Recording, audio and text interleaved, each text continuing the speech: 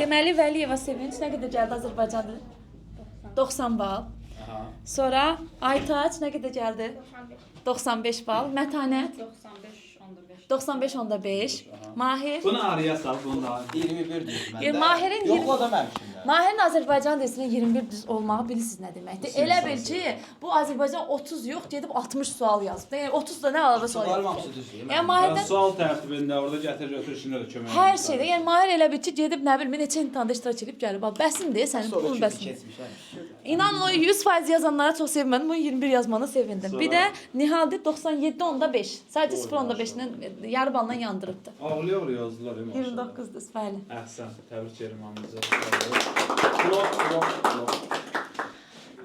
Hazırlaşanların içərisində təbii ki, bloka hazırlaşanlar da var. İnşallah blok nəticələri də yüksək olacaq. Belə nəticələr əldə etmək istəyirsinizsə, onlayn dərslərimizə qoşula bilərsiniz ya da ki, yəni blok qruplarımıza qoşula bilərsiniz. Məsləhət görərəm ki, onlayn dərslərimizə qoşulun. Həm keyfiyyətli, həm də rahat evdə oturun dərs istəyində də nə istəyirsiniz. Nömrəmiz də 099 899 67 77.